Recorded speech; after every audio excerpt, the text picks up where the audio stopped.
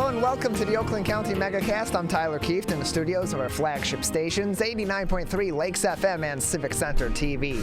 In addition, today also on TV on Birmingham Area Municipal Access. Both of our TV channels are Comcast Channel 15 and AT&T Channel 99.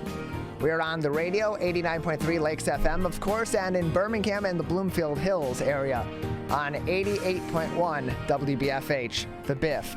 We are also online every single day, civiccentertv.com. Click on our Watch Live link on the homepage, or there's a small player as well on the homepage if you're viewing from a computer web browser. Also on Facebook, facebook.com/civiccentertv15 and facebook.com/lakesfm. And as always, joining me here in the studio is Ronnie Dahl. Hello, Mr. Tyler. How are you? I am great. How are you, Ronnie? I'm good. Good. Sorry, I'm always doing something at the beginning of the show, you know? Aren't we all? Yeah, we're all getting things adjusted, getting ready for the show. A lot always going on over here for all of us involved in the Megacast. Tyler, the rainstorm yesterday was crazy. It was wild. We were doing the splash over here, and then once we were done with production, I start going through our minor touch-up edits to get it ready for the air, and all of a sudden I walk out of the editing room, and the outside's getting splashed. So. Very much so. But what was weird, because it was a crazy storm for us, and when the rain had almost stopped, I took Wonder Dog Trixie Dixie out for a quick walk because I wanted to see the rainbow. Okay. Usually in the daytime storms like that with the high heat, you get to see a rainbow. No rainbow. No. But I was thinking, why isn't my husband home yet? Because he went golfing. And I was thinking, surely they're not golfing in this, right? Right. He said where they were golfing, no rain whatsoever, not even a drop. Very interesting. I mean, they sent all the drops here apparently because it was going on. It was raining. It was pouring out there. It was loud rain. It was aggressive rain. I looked out the back door here by the ramp here at our studio on the campus of Chico Elementary, and then just a puddle of water just flowing toward what is technically a drain, but it's clogged and has been for years, and never is fixed no matter who I'm contacting, and just fills the parking space. Back in my reporting days, those would be the stories I would do, and the city of Detroit would be like that. Oh yeah, which I'm sure I could probably do something like that here. Maybe. But yeah, the ducks enjoy it. The ducks enjoy it in the morning, so it's fine. There you go. So we'll let it go. But I will say, you're getting old. I was bummed, though, because my husband was like, well, I saw the rainbow coming home. Well, good for you, Woody. Yeah. And I'm like, well, we didn't get to see the rainbow. Right. But you're getting old when I had just finished up mowing and edging the front lawn. So my husband did the back. So I will say, too, look, this is one of the things when you get married that you have to deal with these little issues. Our yard, which is like the size of a postage stamp, by the way, it's not big. We always fight over it every year.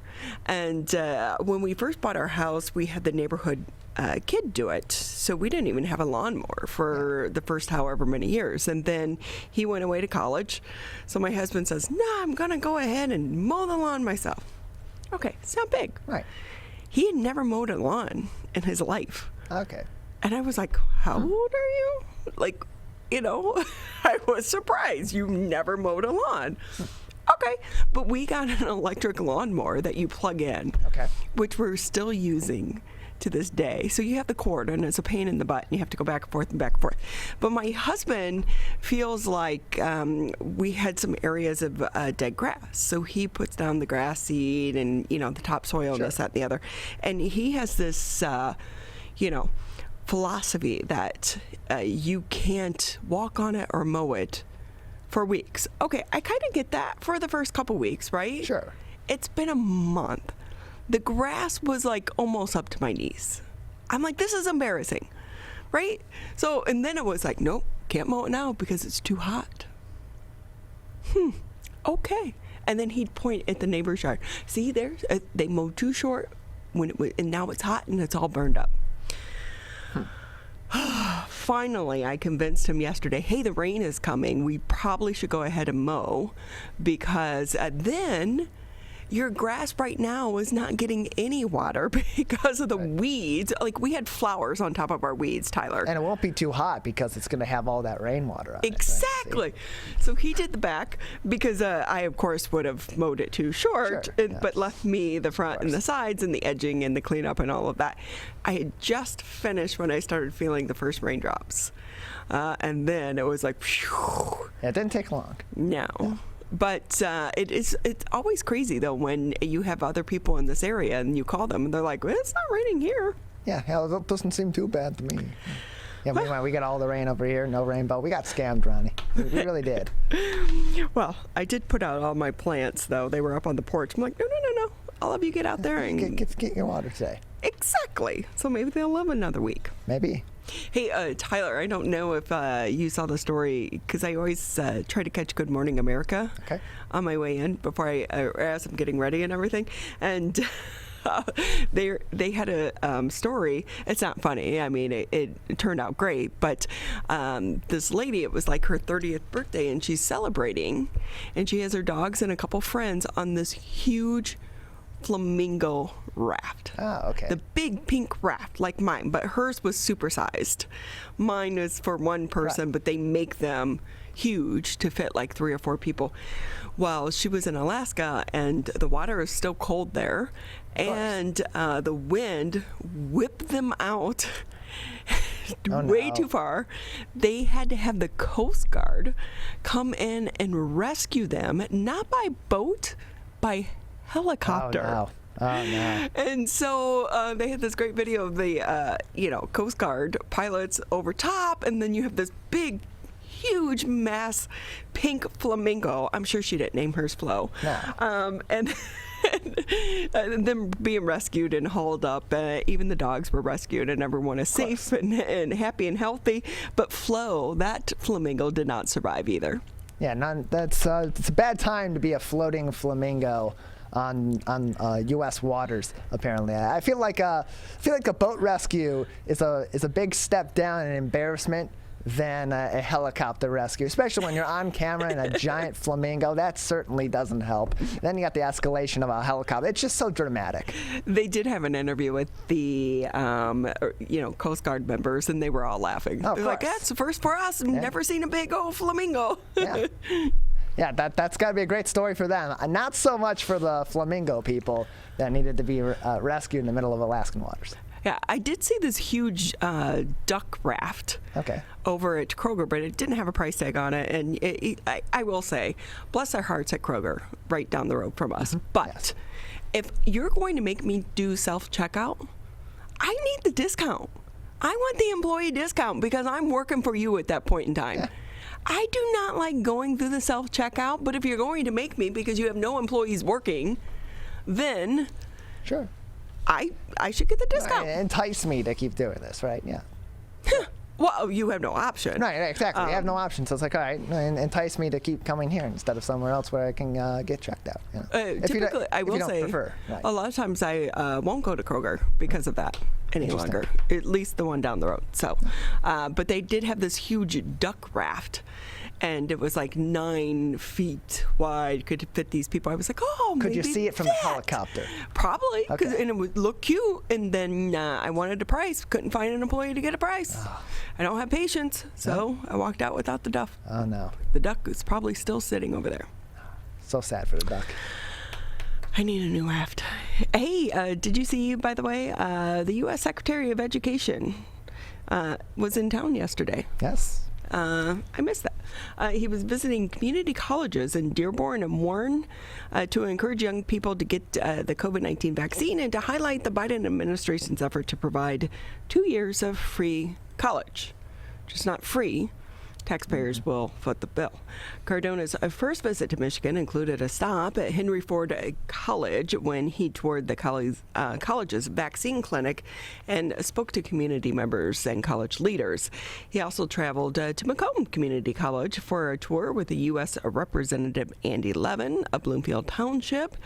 Cardona is promoting the Department of Education's COVID-19 College Challenge, aimed at encouraging higher education institutions to take a pledge to work to get their communities vaccinated against the coronavirus.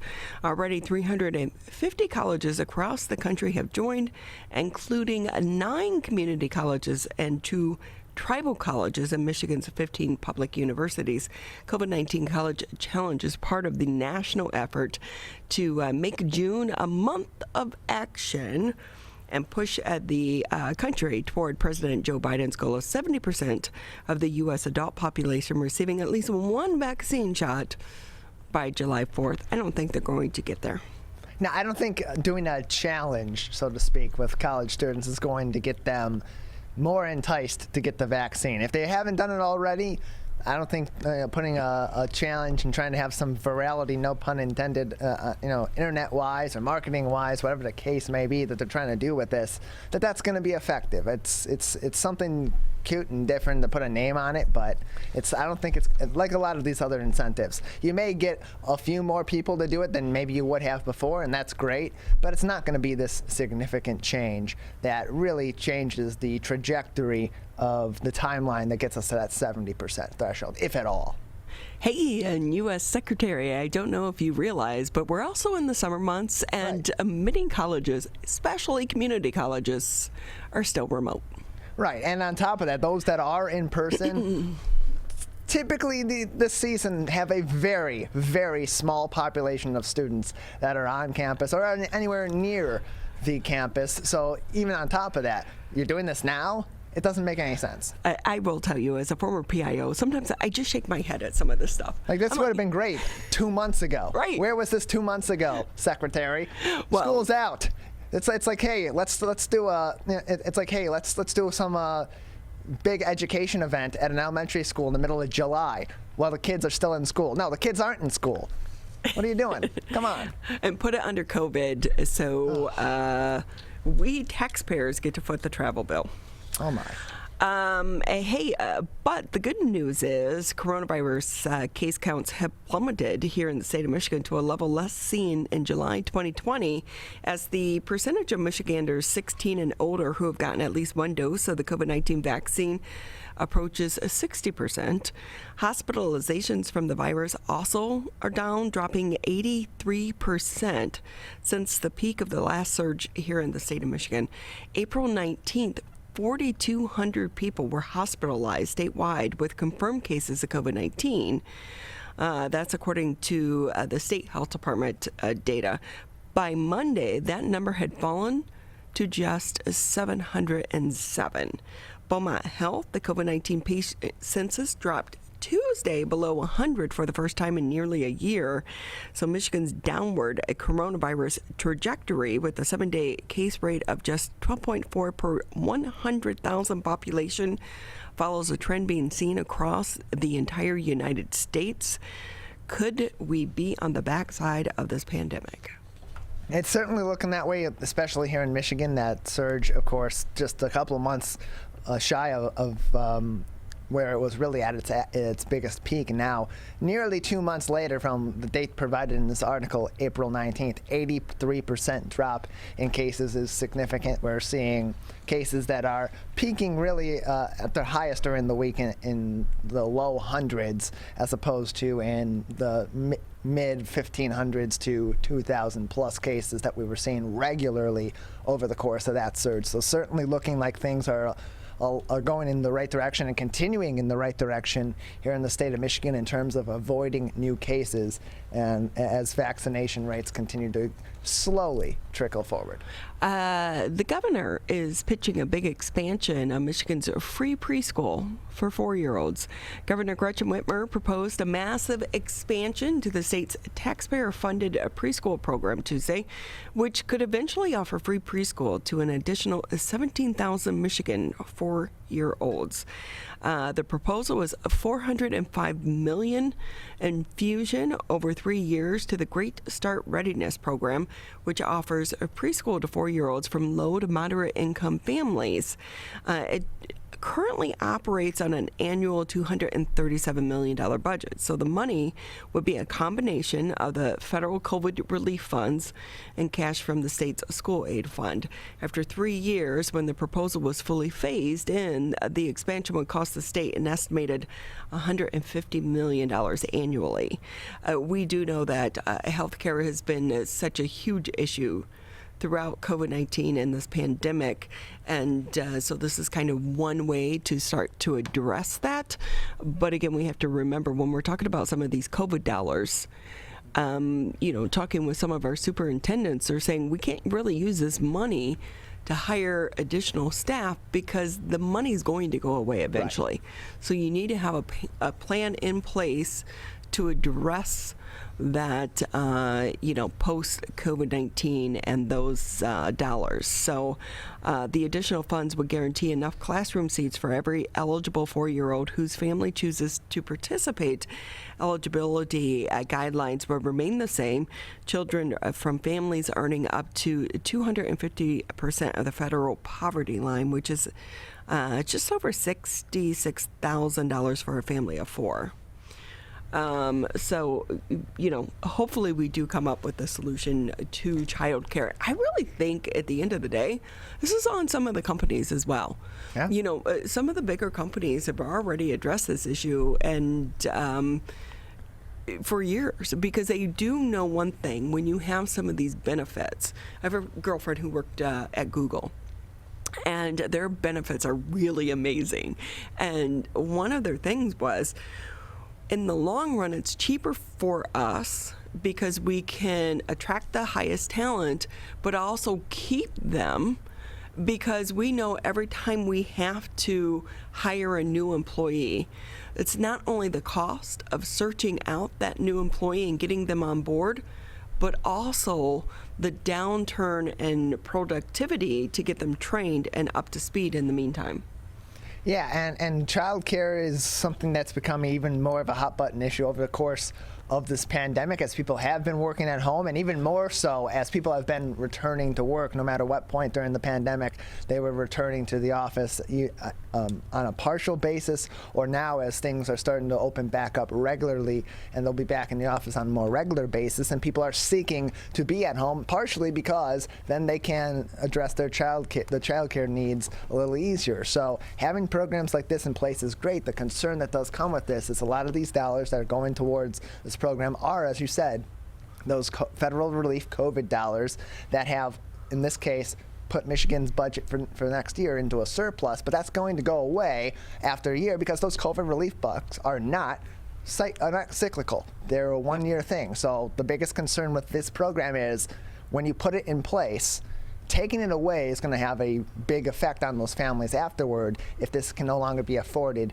by the state. So there's got to be, my biggest question with this has to be, how do you continue this after those federal relief dollars go away? Because a program like that is vitally important to these families, and taking it away after giving it to these families is going to be hugely detrimental. Yeah, and I know the governor is also looking at a program to really get that minimum wage up to $15 an hour, and support the businesses in that. But again, this is some of these elected leaders are acting like this, they won the lottery. Right.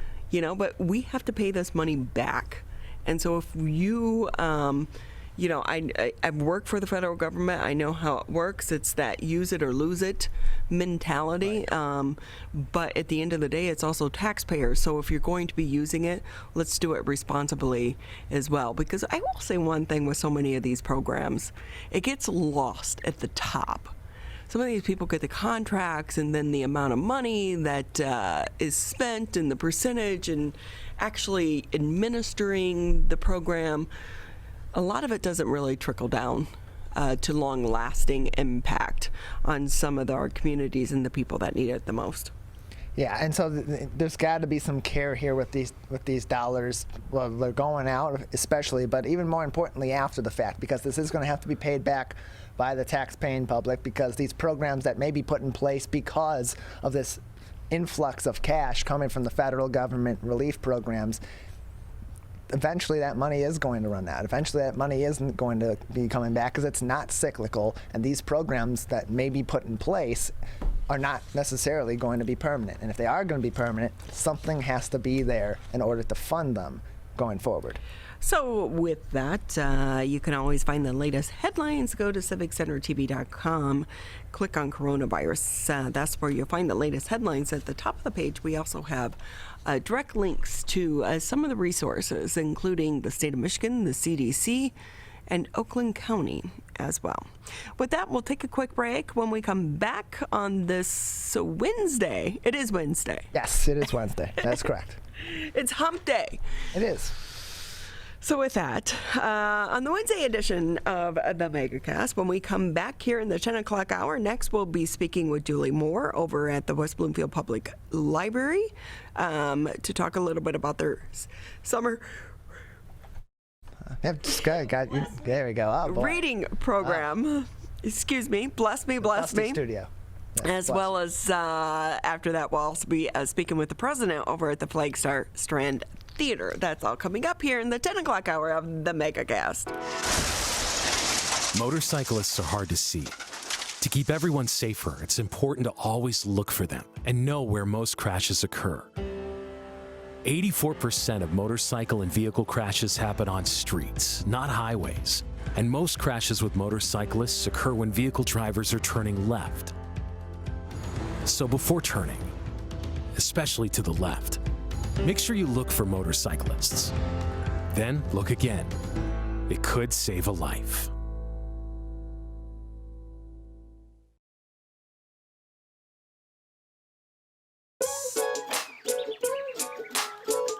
One of the things you can look for in your friends is a change in behavior. These can be big changes, they can be small changes in mood, physical appearance. They may be sleeping less or sleeping more, drinking more, or their eating patterns may be different. One big change that can be pretty obvious is change in motivation. Do they no longer want to play basketball? Do they no longer want to play video games? Now that we're spending more time online and in virtual settings, it's really important to pay attention to the language that your friend is using and the words they're using to communicate. So when we text our friends, are they taking longer amounts of time to respond? Are they not responding at all? You don't have to be an expert to try to recognize these signs. The second that you feel it in your gut and that you're concerned, that's the second to have the conversation and open the door to what might be going on. Whatever gets you talking.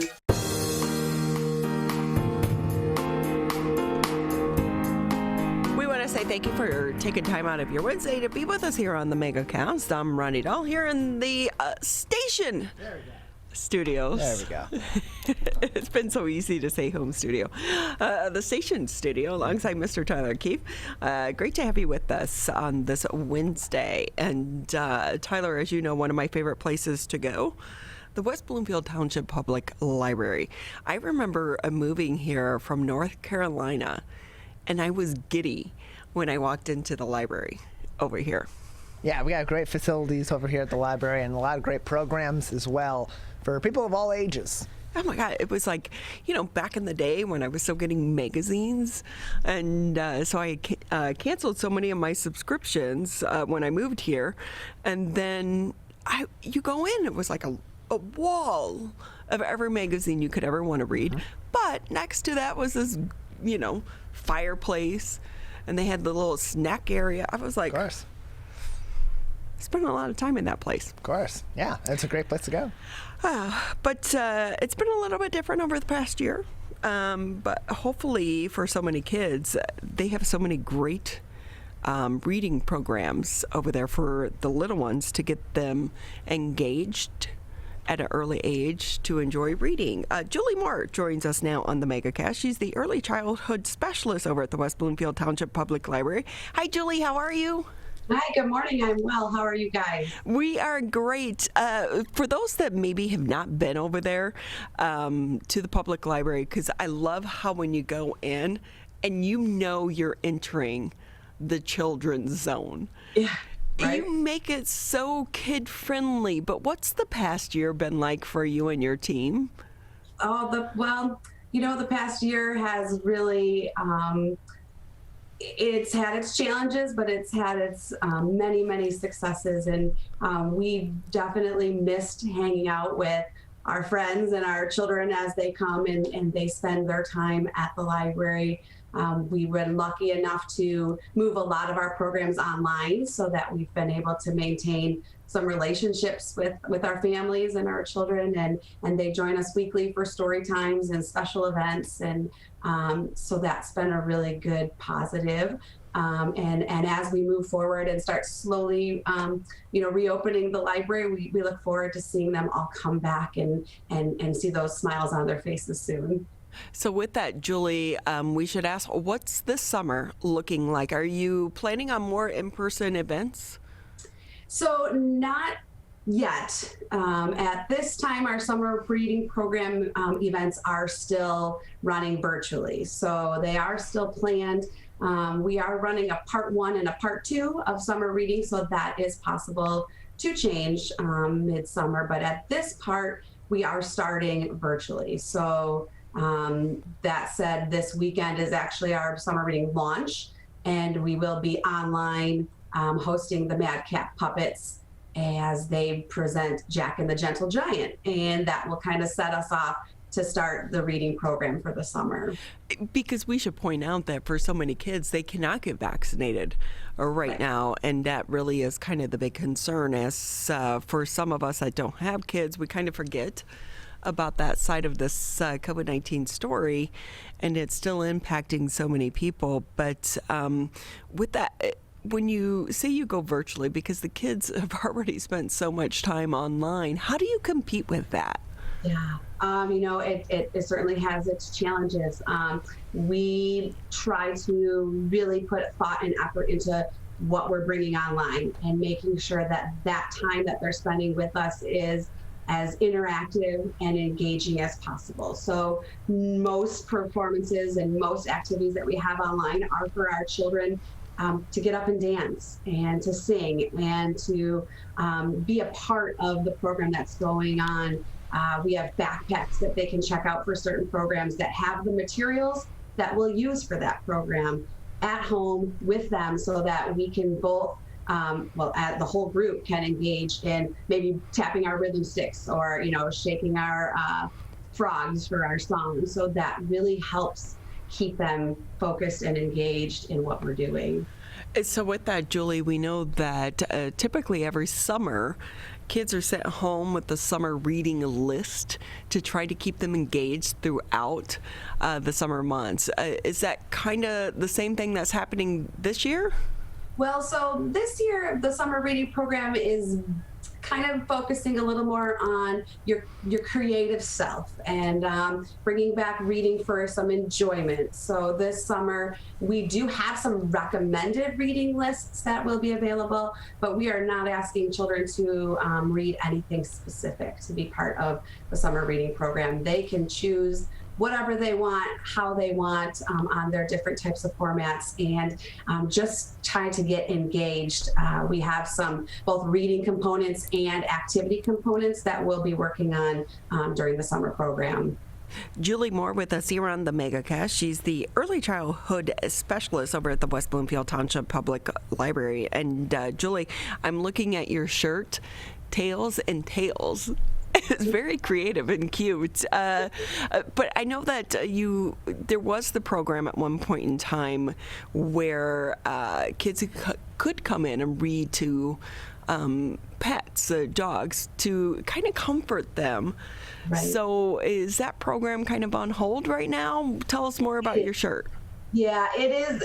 The Read to a Dog program is still on hold, just as we start to move forward, and hopefully by the fall we'll be able to bring that program back. It is such an amazing opportunity for children. But the Tales and Tales is our theme for the summer. So this is our focus. This summer is learning about animals as well as fairy tales, and talking a little bit about opposites and how we see these words that sound the same but maybe spelled the same. Is an amazing opportunity, for the young children, and for our older teens. It's just kind of a great way for them to re-engage with some learning and some different activities that they can do all about animals or even those, tried and true fairy tales that they may know.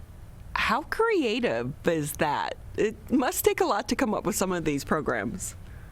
Yeah. Thankfully, we have a library committee that works together and is able to put together our themes and some activities. And then as the library group, we work together to kind of take that theme and run with it. And what can we do with it? So.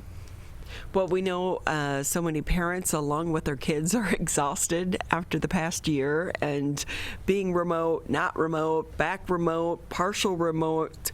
But, and we understand if everyone wants to take a break, but it is really important to continue to learn throughout the summer, but really year-round as well. Right. It's extremely important.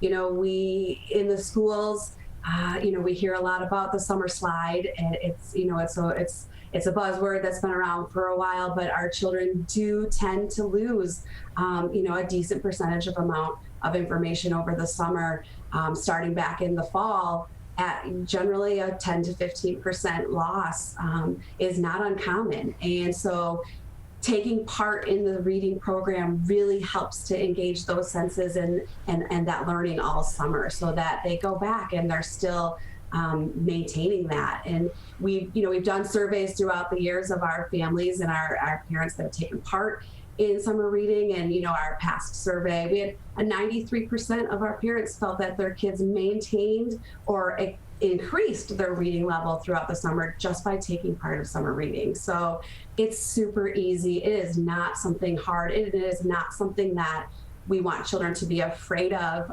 or feel like they have to do, but it's definitely has its rewards and it gives them something to look forward to throughout the summer. So with that, Julie, even outside of a pandemic, we know books are not the same from when we grew up. Everything now you can download it and it's on a device, and kids are very savvy. They know how to navigate iPads and iPhones and electronic devices. So how do you compete with the virtual world? And is it in a way making your job easier because they can take an iPad with them, out to the park? I think you'd be amazed at how many people still want that book in their hand. And, even our young children, we do maintain a very nice collection of ebook material and e-audio. So that option is available to the children. But we really just try to make sure that we are keeping up on the latest and greatest, things that are coming out and that are going to be exciting for kids to read and exciting for them to take part in. So we don't tend to have a huge influx of e-readers in the youth department. There are some, don't get me wrong, but we definitely find that if we can find the right book and find the right material for that child, we can get that material into their hands. Yeah, I'm with you when it comes to the actual book. Yeah. Still so much easier to read. And think about it. You go to the beach. You have the sun glare. You can't go out on the water, with your iPad or this, that, and the other. And so a book you can take everywhere. Although maybe just not as many books as if you're packing today. But it's still, there's something about turning the pages. And with that, as we go into the summer months and kids have been kind of thrown for a loop over the past year, they want to get outside because we know the weather is only nice here in Michigan for so long. What advice do you have to parents to try to keep their kids engaged and reading throughout the summer? Really just talking about staying engaged as a family makes such a difference. And sometimes parents don't realize the little things that we can do to really show the children how special and learning and reading really is. Many families are out bike riding. Many families are out hiking in neighborhood trails. There are plenty of signs on the side of the road when you're biking, and there are signs on the trails. Just stopping to read those together really shows the children how important reading can be.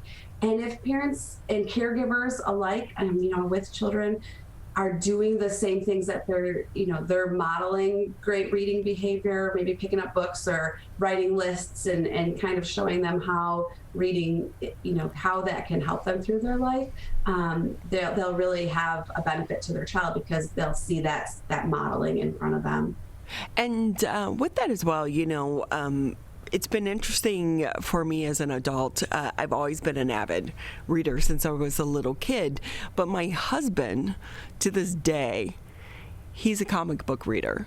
Oh. And at first I was kind of making fun of him. I'm like, oh, you need pictures. But no, there's a lot of science and lessons to be learned. So with that too, is it okay for parents to, if their child is really, receptive to maybe more the graphic novels or the comic books versus the, old school books as we think, is that okay? Absolutely. And if anything in the summer reading, that's, the best place, when children are able to read for their enjoyment. And we know that, we do get that question a lot from parents. And, is your child has picking up a book, they're reading it. There's words, there's storyline, there's a lot of things that are happening in a graphic novel that a child still has to be able to comprehend. And it's still an amazing experience for them. And they just don't have to pick up a good old fashioned, Charlotte's Web to have the same experience that we had. And they'll find that if the child picks it up and it's something that they love, that's going to lead to more excitement towards reading, and that's going to also build their confidence. And if they feel confident in their reading and they feel confident in what they're doing, then they may be more apt to pick up the classics that you've read as a child, because now they've built that confidence from what they wanted to read. Tyler, do you remember when you were in class and having to read aloud? And you'd get so nervous, and you try to count the paragraphs. Which one's going to be mine? And then if it got thrown off, you'd be like, no, I practiced that one. So with that, Julie, too, what are some of your favorite books for kids to be reading this summer, your top picks? And should they be reading them aloud as well? Read aloud is always a great opportunity if a child is able to do that. Again, another great skill builder on their confidence. And it's good for kids to see a parent struggle over a word just as much as they would struggle over a word, just because it shows that we pick up books the same, we don't know every word that's in them too. So sometimes you see that when you do read alouds, especially in some books that have, different terminology that not all of us may be familiar with. But this summer we definitely have a lot of, for our younger kids, our under 5 crowd, our Pete the Cats are still, one of the most requested books out there. Pete the Cat is still just really holding strong. Our older kids, we've got some really fun recommended reading titles out there. But the Magic Misfits is coming out with a new one this summer. And Chris Grabenstein, who visited the West Bloomfield schools last year, also has some new title that's available as well. So we're really looking forward to just kind of getting those books into their hands and being open for them to be able to come in and browse those collections themselves as well. That is so important. I still think back, like even today, if I'm at a garage sale or at a secondhand store, if I see a Nancy Drew, I have to pick it up. And I may have already had it, or a Jane Austen. There's some classics when you were a kid that still connect with you. So you still pick those books up even today. And with that, do kids still read those? Like Nancy Drew, Hardy Boys? Yes, Still? Hardy Boys. What's really made a resurgence this year is the Babysitters Club. And the Babysitters Club is now not only reprinting their chapter books, but they're also creating graphic novels to go along with them. And so, you get, especially with those type of stories, your Nancy Drews, your Hardy Boys, Babysitters Clubs, you're getting the parents who read these books, the nostalgia to them.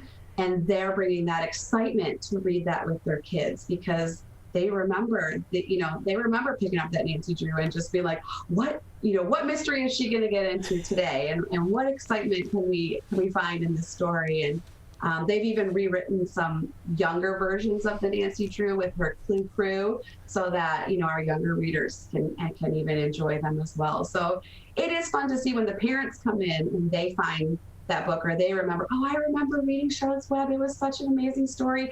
I'm trying to get them to read it. So, it just kind of helps when you have that excitement as well. Right. It bridges the gap. Yeah. And brings that connection between parent and child. Julie Moore with us here on the Megacast, early childhood specialist over at the West Bloomfield Township Public Library. And with that, Julie, anything maybe I didn't touch on that you want to share, or how can parents find out more about the program? So the summer reading program is online, available beginning Saturday, June 12th. So you can go online, you can create an account, you can keep track of your reading throughout the summer and those activities that you can do, read, learn, and create activities to earn some rewards, some fun little surprises through the library that the kids are excited to work towards. We're happy to help parents and children sign up in the library as well as they're coming in to select books. But if we still have some families who are, uncertain of being in public spaces and we, are respectful of those decisions, we are absolutely able to still help you. We have parking lot pickup, we have a drive-through, our phone lines work, our emails work, and we are happy to just, get you signed up and get those rewards to you at any time. So there's hopefully no roadblocks ahead as we get all of our children back into summer reading this summer with Tales and Tales. Julie Moore with us here on the Megacast. So parents, summer slide you want your kids to be going down is the slide at the park, not the slide and learning. And with that, keep them reading this summer. West Bloomfield Township Public Library is going to help you do that. Julie, thank you to you and your team, and have fun this summer. Thank you. Yes, we're very much looking forward to it. We hope to see some old faces coming back. So we are ready. Most definitely. With that, we'll take a quick break here on the Megacast. When we come back, we are going to be talking theater. That's next here on the Megacast. Can I ask you a question? Why did you get your kids vaccinated? It was hard for them to social distance, to be isolated from their friends. I want them to get back to school and sports games. So as a pediatrician, I recommend the vaccine to everyone I know. The boys lost a former teammate and classmate who was only 20 years old. It's been a devastating year. We want to get back to normalcy. Our daughter is really looking forward to being with her friends, being a kid. Can I ask you a question? Why did you get vaccinated? I'd like to go to these school dances and spring break to have fun. I want to be in person for college next semester. I want to get out of this pandemic. I wanted to protect the people around me. Why did you get vaccinated? Because I'm really looking forward to hanging out with my friends. I just want to go to a show, dance around, not have to worry about anything, feel like I'm free again. So we can not miss out on the best years of our life.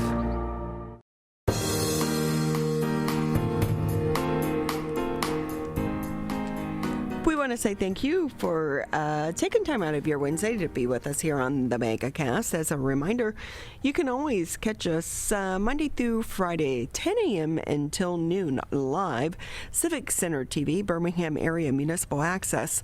If you have a cable, you'll find us on Channel 15 on Comcast, 99 on AT&T.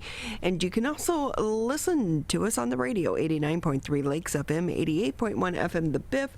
And if that's still not available to you, just go ahead and head over to our Facebook page and you can pop in for the individual interviews as well.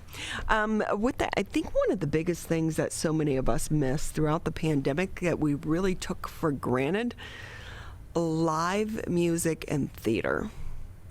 Yeah, I would agree. I think that's something that people are really looking forward to getting back to, especially as we get into the summer with all these concerts we normally have at many venues throughout the Metro Detroit area. And there's just something about when you see theater, people perform in person, that, even when they try to capture it virtually or on film, even, it just does not do it justice for that individual performance. So we're excited to bring in Alex Resnik. He's the president over at the Flagstar Strand Theatre in Pontiac, the beautiful, beautiful historic theater. Great to have you with us. How are you?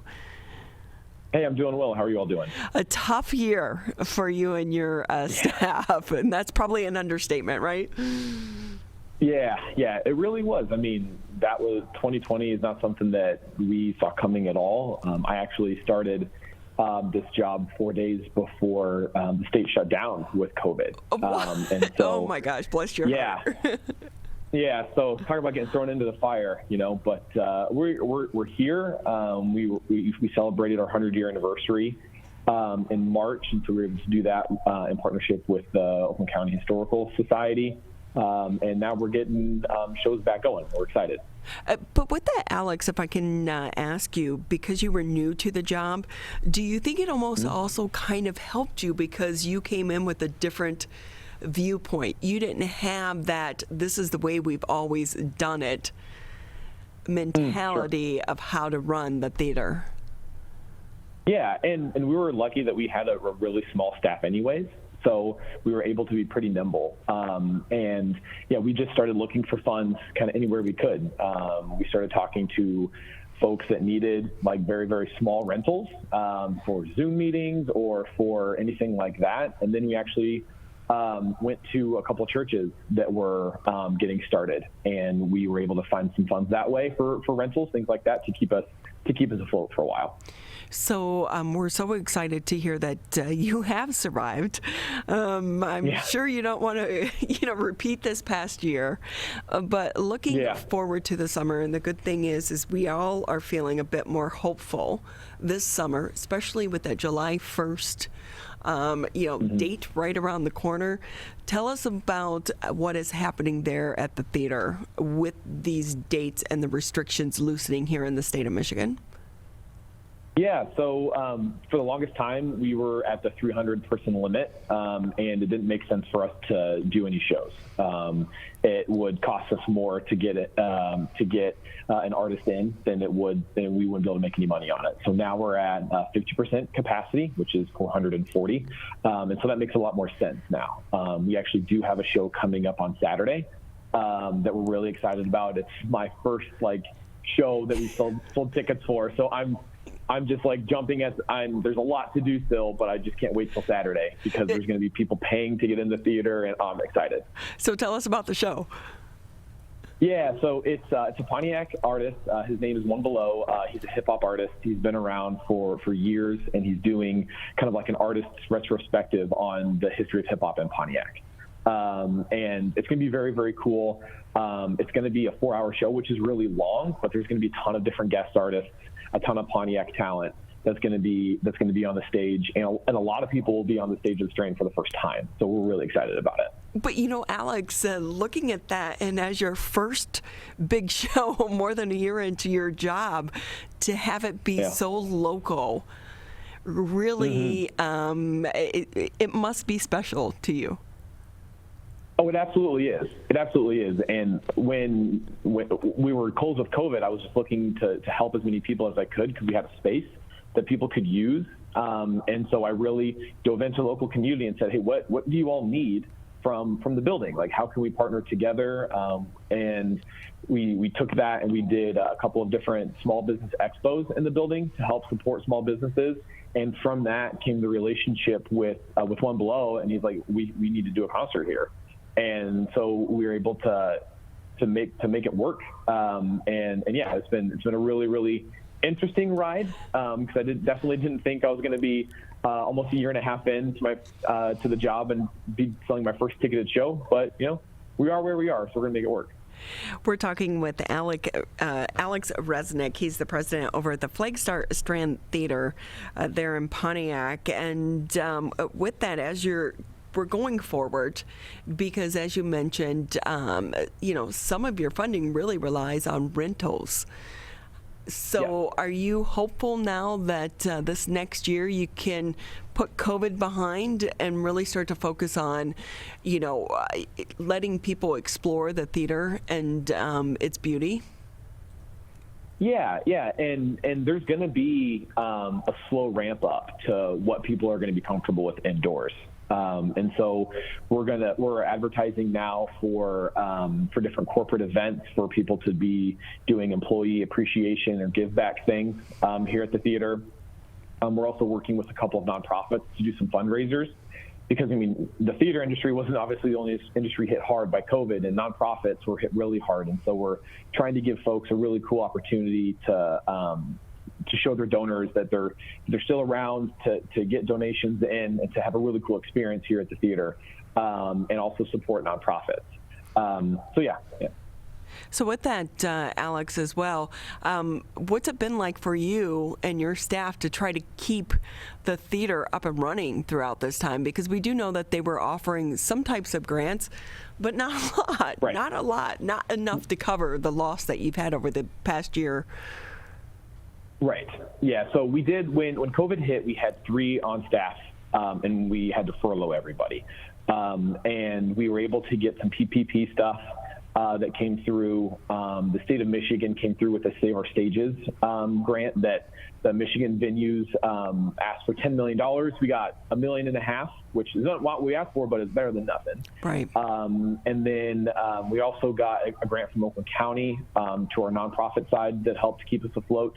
And then the National Independent Venue Association put together what's called the SVOG, the Shuttered Venues and Operators Grant.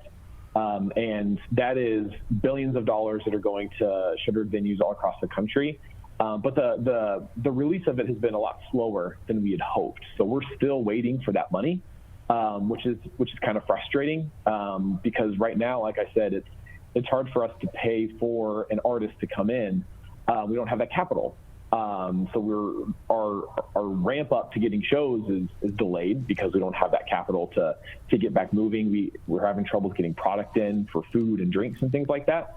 And that grant is supposed to be for that, to get us back open. And the release of it has been a lot slower than we hoped. But that's the bad thing that's going on. But there's been a lot of other work that Rosemary Bayer, our state senator, really helped us out with, and getting that Save Our Stages thing done in the state of Michigan, which was huge. It really did help us out.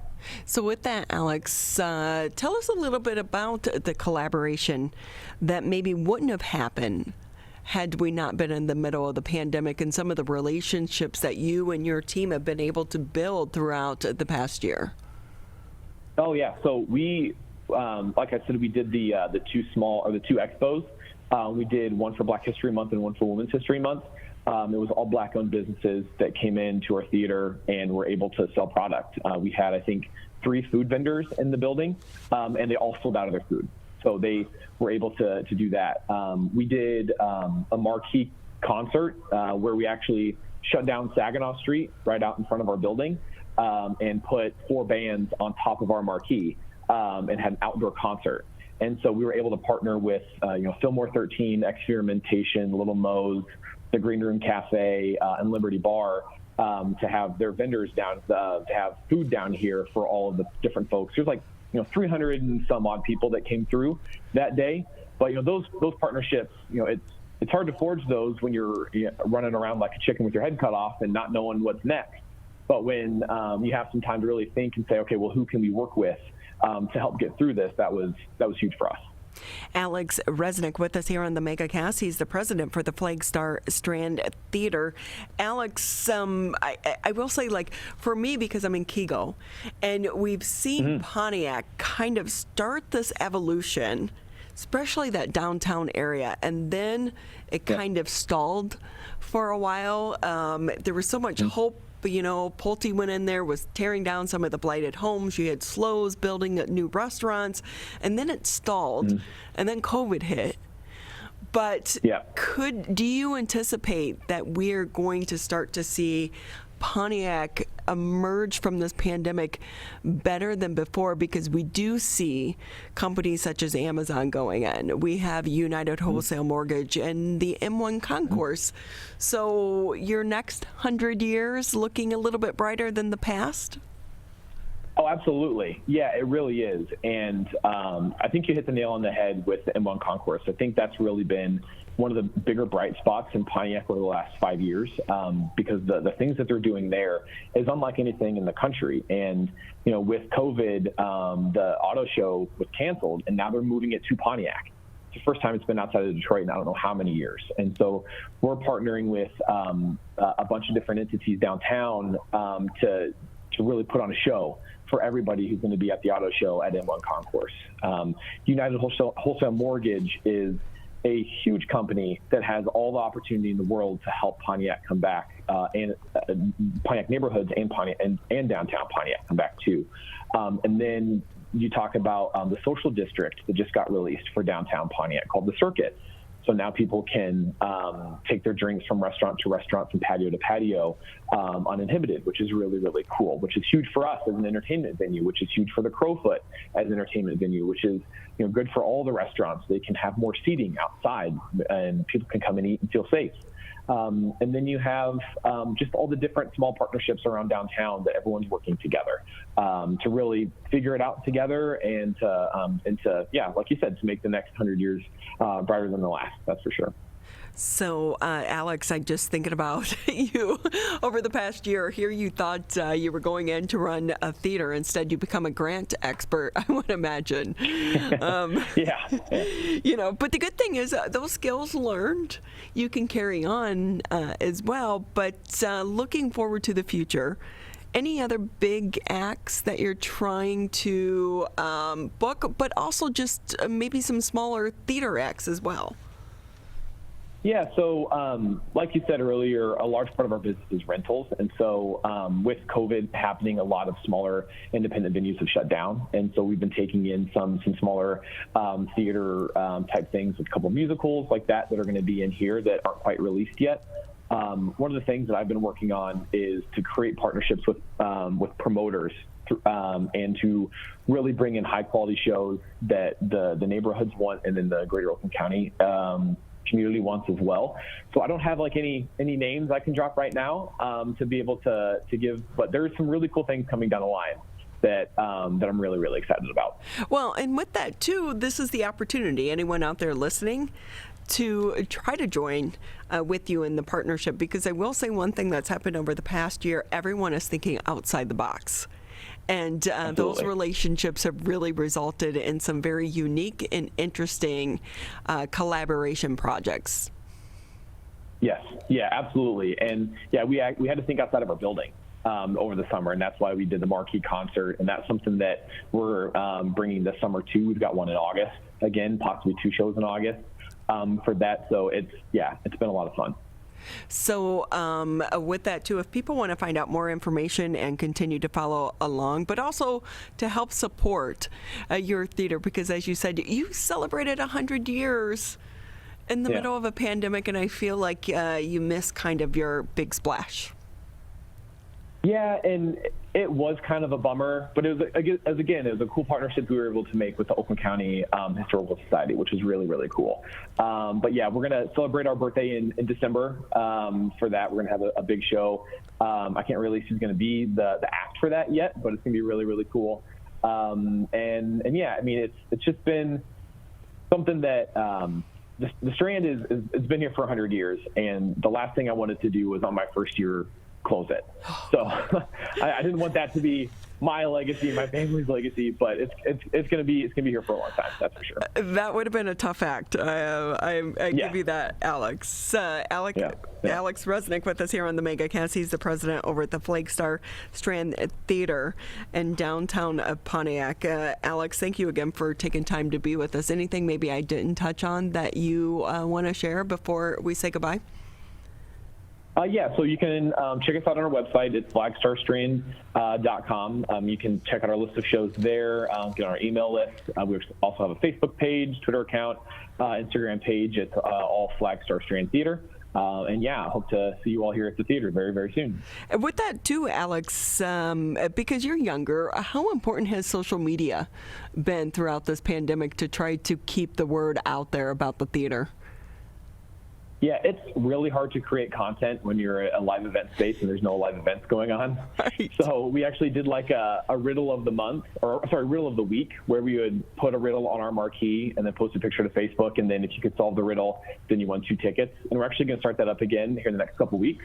So be on the lookout on our Facebook page to earn a couple of free tickets here every now and then. That's awesome. And I will say, as someone that is right here in the neighborhood, it's great to see the theater survive, but I love the collaboration that you're doing with some of the other businesses. And I love the social district. This is the first time I'm hearing about that. I'm in Pontiac Friday night for an event. So great to hear that that's happening. And best of luck in the future. And let's hope those funds come through and we start to see some great live performances again. Alex, thank you again for being with us. Yeah, thanks. Are you coming to the Art Jam then on Friday? The Pontiac Art Jam? Well, it's a part of that. I have a friend that has a consignment store there. She's a little bit further down. But there are some great things going on in Pontiac. And what I love to see for us, because everyone goes to Detroit for these restaurants and this, that, and the other. It's like, no, Pontiac is right here. We really need to start supporting the Pontiac businesses here in Oakland County. It's so much closer than traveling all the way down to Detroit. And the Uber's like, I think $8.90 versus like it's very $80. Cheap. Yeah, it's very cheap. Well, Alex, thank you. Thanks for your support. I really appreciate it. Well, we are lucky that you're still there and running the show as well. And we wish you the best of luck. Let's hope your second year is much easier than your first. Me too. Yeah, I appreciate it. Thanks for your time. Again, let's support them. Flagstar Strand Theatre right there in downtown Pontiac. Follow them on social media and support some of the shows that they have going on there. Because Pontiac, if they can get it off the ground, we know there are a lot of projects going on there and collaborations. I just feel like they've never been able to get it going. So hopefully coming out of the pandemic, this is going to be the year for Pontiac. Yeah, hopefully. It seems like that momentum just hasn't been there because there's been some stoppage that comes in, and in this case it was something no one really could have predicted in COVID-19, but there's a lot of action still down there in Pontiac, and as we're coming out of this and people are so eager to get back out and do things in their local area and in the community, that they do travel to Pontiac and help spark that momentum coming out of COVID-19. With that as a reminder, you're listening to 89.3 WBLD Orchard Lake, 88.1 WBFH Bloomfield Hills. We're going to take a quick break, and our good friend Dr. Jamie Taweel will be with us next in the Megacast. People are getting out to walk and bike in higher numbers. More vulnerable road users and higher speed traffic can be a dangerous combination. Crash severity has increased, so if you're driving, be sure to slow down and look for people. There's no need to speed. If you're biking, ride with traffic. If you're walking, avoid stepping into the road if possible. If you have to walk in the street, walk facing traffic. Learn more at walkbikedrivesafe.org.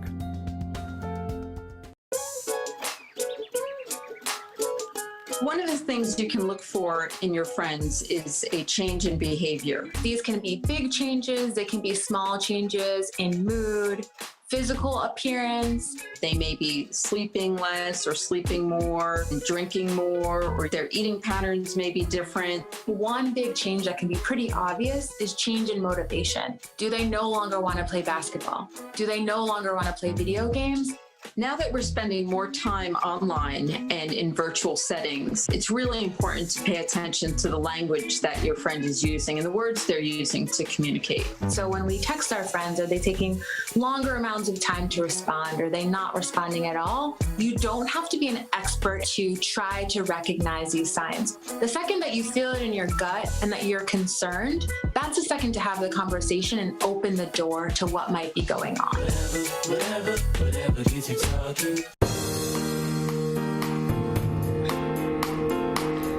Thank you for being with us here on the Megacast. I was just telling Tyler, I'm so bummed because Slo's Barbecue used to be next to the theater in downtown Pontiac. Really kind of one of those big things. Oh, Pontiac's coming back. Right. They did an amazing job. They took like the bleachers from Pontiac Central, which during that time had been open to illegal scrappers and was being demolished, and they went in and kind of rescued a lot of the heritage from the high school, implemented it into the restaurant, and then they closed. Yeah. So now that I'm talking about it, all I want now is Slows mac and cheese, but I refuse to drive to downtown Detroit to get it. No. It's not the same as in Pontiac, is it? Right? Dr. Taweel, do you like mac and cheese? Or who doesn't? My husband doesn't. He's a weird one. Yeah, that's a red flag. Right? But there's just something about that when you get certain restaurants where you love what they make. And I don't eat mac and cheese except for when I go to Slows, but it's comfort food. Next game you go to downtown, you got to swing through. I know.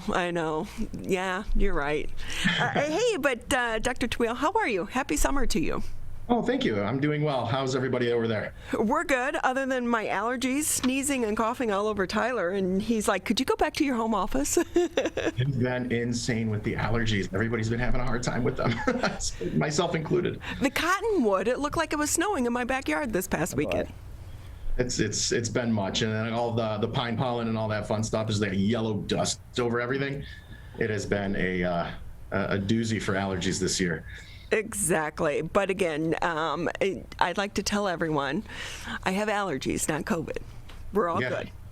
Yep, that's pretty much it. You know, people are getting concerned that every time you cough and sniffle that it's a COVID thing, but nope, it's, you know, allergies are real, and the mask is not going to protect against all of that. It will help, but I mean, allergies are allergies. People need to get those things under better control. I will say, Dr. Taweel, sneezing in a mask is so icky. It's the worst feeling ever. Isn't it? And you try to hold it back. It's like a wet cloth. It's just get it off my face. It is the worst, and I have very aggressive sneezes, so it's just like this horrible cloud of shame you're forced to sit in. And the thing is a year ago, you would never talk about this, but a year into this, we've all gone through it. We know what it's like.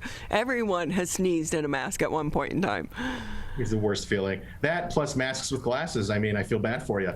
That it's the combo made in hell, unfortunately. It really is. But if I can ask you to, because we're starting, we hope, to come on the backside of this pandemic.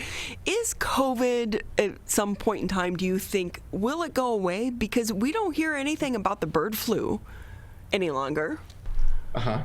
Well, I think the issue is the bird flu, while it did get pretty extensive, it didn't really spread as aggressively and as worldwide as COVID did, and that's because a lot of precautions were ultimately taken initially. The COVID, unfortunately, became a worldwide thing that just affected so many people. I fear that COVID, while we do achieve herd immunity, hopefully will not be as dramatic, but I think it will be something that we will be dealing with for quite some time. I think that once the vaccines get out and all the variants kind of get under better control, that we will have a better overall picture. It'll probably be something that's kind of going to affect us like the flu. There will continue to be COVID deaths, but I don't think they'll be anywhere near where they have been. I mean, the whole goal was to just limit that amount all at once and try to hopefully just make it less of a huge burden on everybody. So I feel that COVID is going to be around for a little bit. We're going to be dealing with it for quite a while. So with that too, so just like the flu, we do know that when you get the flu shot every year, it only works against certain strands. So is that going to be kind of the same concept, do you think, with COVID-19 as well? I feel, and this is my opinion, that there will be mutations of COVID that, so far we know that the current vaccines that we are receiving are good against variants of COVID, but there will be mutations that kind of come up. And I'm guessing, if I had to, that there will be a yearly COVID vaccine that will be something like the flu shot that you'll have to get every year. The flu shot is a prediction of what the flu virus will be that year. It is, a brand new shot every year. That's why people keep getting it every year, because it's basically a prediction of what flu virus strain will be affecting us the most, giving us a vaccine against that. COVID was a little bit different because we got hit with COVID first, and then we kind of had to retroactively create the vaccine. But now that I think that they'll start to get a little bit better idea of the variants that'll start to come out, we can get ahead of the game. But my thoughts is that there will be a routine vaccine that we'll have to receive in order to kind of prevent this. So with that, we're hearing so much about the variants as well. How concerned are you about that as a doctor? Are you seeing any patients come in with the variant? Personally, in my practice, not really, but that's also because I'm not testing for specific variants. We're just testing for COVID, yes or no. I know Michigan got hit with a pretty aggressive variant, which caused that second bump.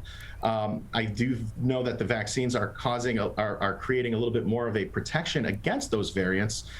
So the people that are vaccinated are protected against certain variants. And it is helping us because the proteins that we are using for the vaccine are the proteins that are still the same in some of those variants. So it ultimately will protect us against them. Not all, and there will always be a variant that's going to unfortunately start to give us problems.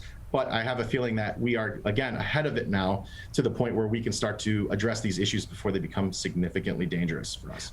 We've all become like mini scientists, or so we think, throughout this pandemic because we've learned so much about viruses and throughout the entire pandemic. But we do know that while adults are getting better, the numbers are decreasing. Looks like we're out of the surge. And I don't know about you, but when I go out, it feels like people are kind of getting back to normal, but we do still know that the numbers still are surging with kids because so many of them, if you're under 12, you can't get vaccinated, but that 12 to 20-year-old age, they're it'll issues with that age group. Yeah. Kids are a little bit more adults. Behavior-wise, kids tend to do things in groups. Kids participate in activities that are going to be group-related. They like to, sports, etc.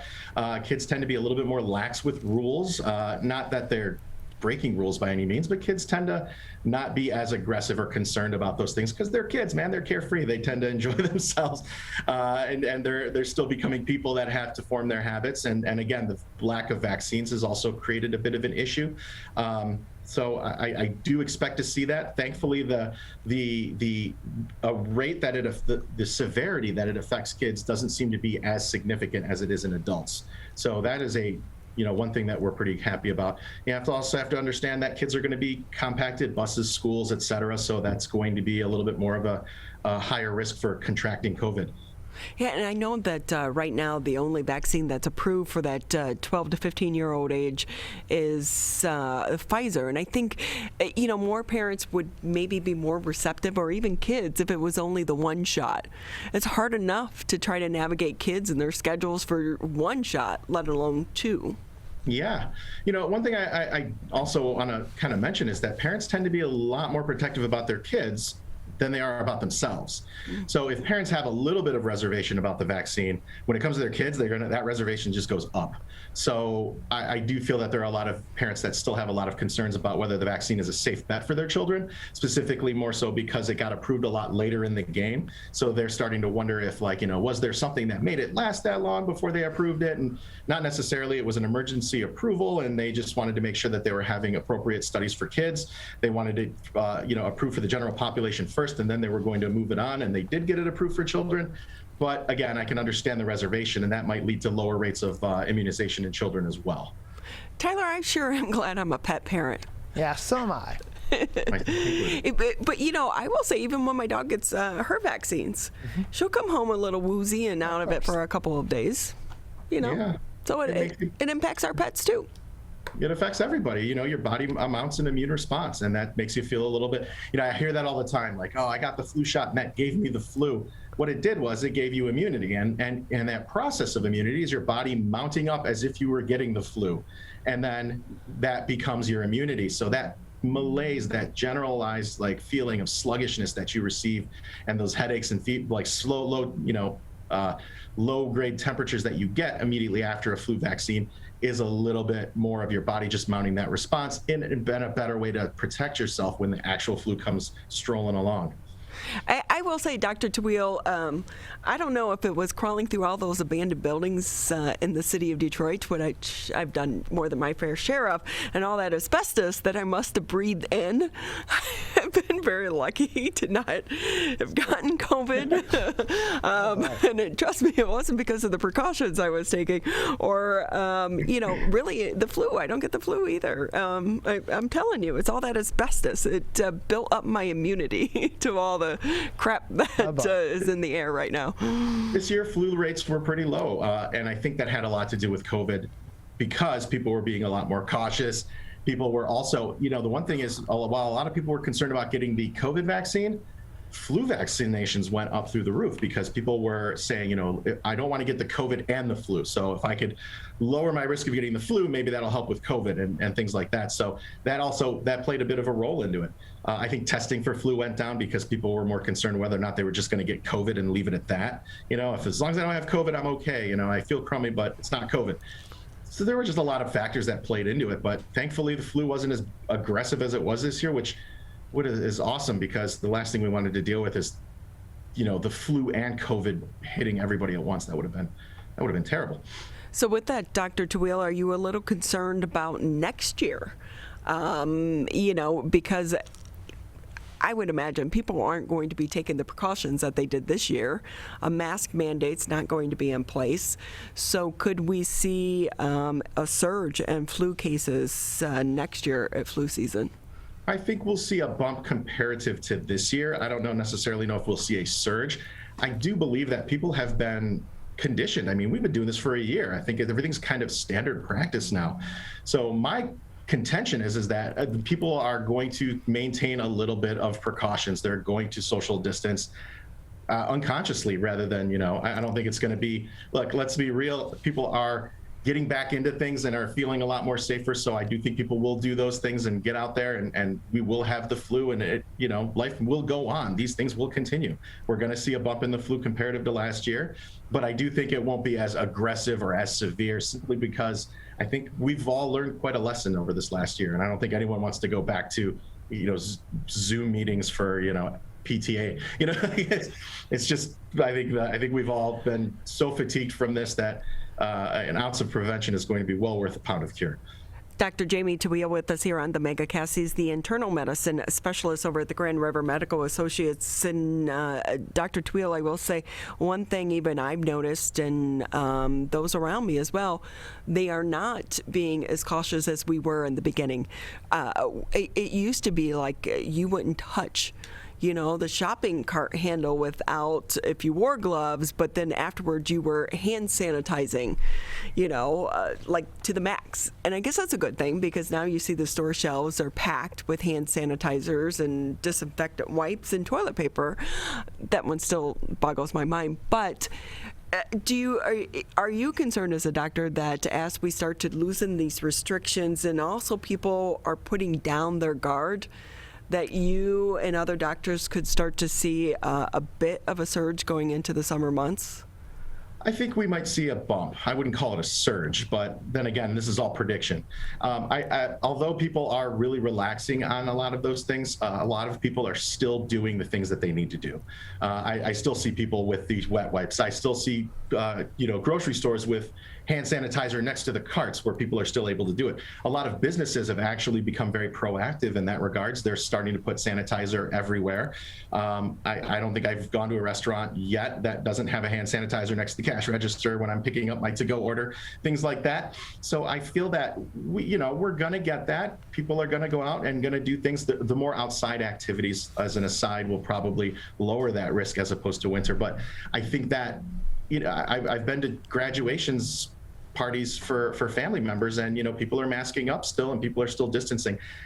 While not everybody's doing that, there are still a certain amount of people that are, and I think that's going to be helpful in a lot of ways. So I would advise those that are doing it to continue if it makes them comfortable, and hopefully we won't get a surge, but rather just a small bump. So as we go into the summer months, what ailments do you typically see this time of year? I'm thinking about my husband yesterday, like mowing the lawn. A lot of people are going to be outdoors right now, Tyler, and not all of them are quite so handy. Yeah, as activity goes up, so do more or less like people-related injuries. This time of year, you're going to start to see a lot of poison ivy. You're going to see a lot of outdoor-related things, a lot of asthma from people that have summer-type-based allergies. We're going to see a lot of allergy stuff. We're going to see a lot of allergic stuff, a lot of injuries from sports, outdoor activities, bites, etc. Things to that effect. We're not going to see as many cold and flus, but as allergies do swell and flare up, we do get a lot more sinus infections that come through. These are a little bit more kind of, how do I put it? people-mediated illnesses that I see, and then of course the typical summer, the typical routine physicals and health-related conditions, blood pressure, etc. Diabetes also goes up because people eat a lot more during the summer months. I mean, you see two bumps. You see the first one during the Halloween, Thanksgiving, Christmas thing, and then it hits up again in the summer when people start doing cookouts. Because the food is so much better in the summer. Absolutely.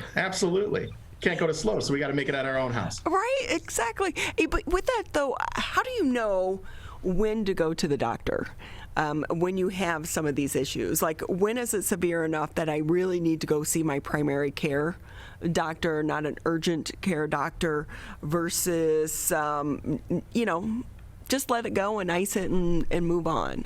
I mean, it kind of depends, depending on what you're thinking about. Like if you're talking about breathing, anybody that's having difficulties with breathing, asthma that's kicking up, if you're using your inhaler more frequently, at least once a day, that should be looked at by your primary. Anything acute, difficulty breathing, or an injury where you're having a lot of significant swelling, it's never a problem to have your physician just evaluate it. And I will also say that a lot of doctors are still doing a lot of telehealth visits, which can be, used to just more or less, hey, does this need to be looked at by an emergency room or an urgent care? Do I need a set of eyes on it? Or is it something I can quote unquote walk it off?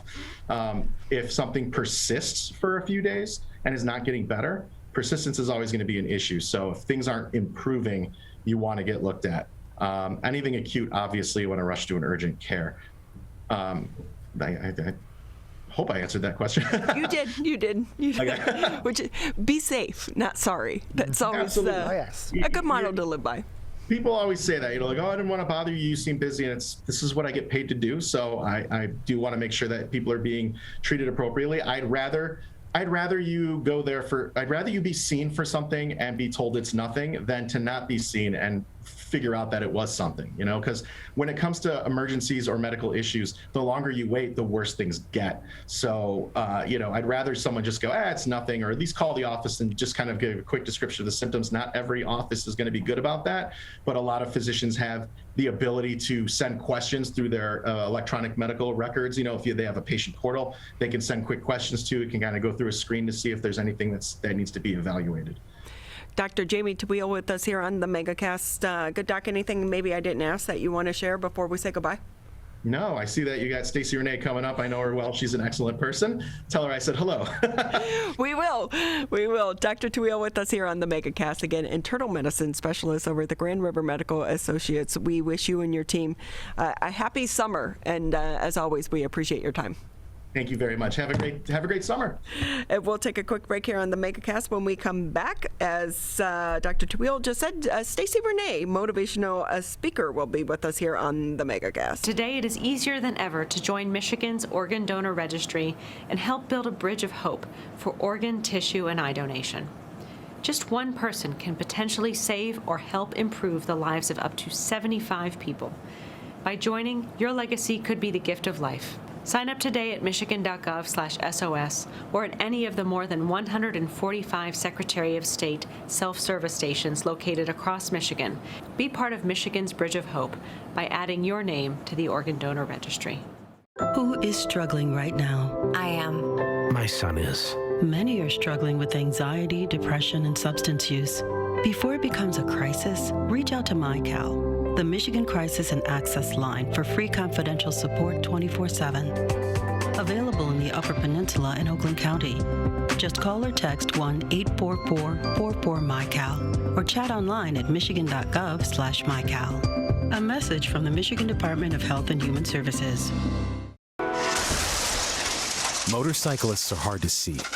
To keep everyone safer, it's important to always look for them and know where most crashes occur. 84% of motorcycle and vehicle crashes happen on streets, not highways.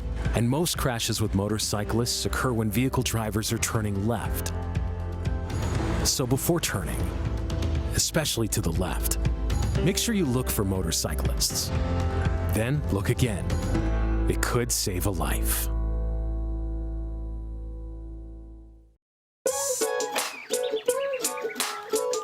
One of the things you can look for in your friends is a change in behavior. These can be big changes, they can be small changes in mood, physical appearance. They may be sleeping less or sleeping more, drinking more, or their eating patterns may be different. One big change that can be pretty obvious is change in motivation. Do they no longer want to play basketball? Do they no longer want to play video games?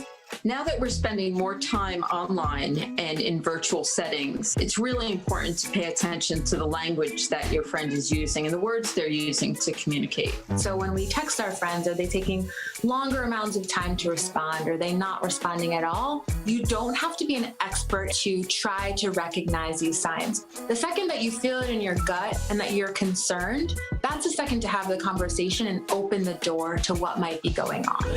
Whatever gets you talking.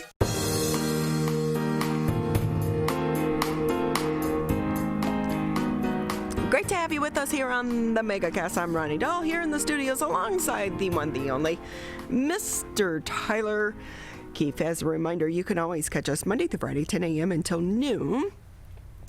Yeah, we get it. Maybe you can't hang out with us for the full 2 hours. You're missing out, though. Yeah, I mean, you're not fun. It's okay.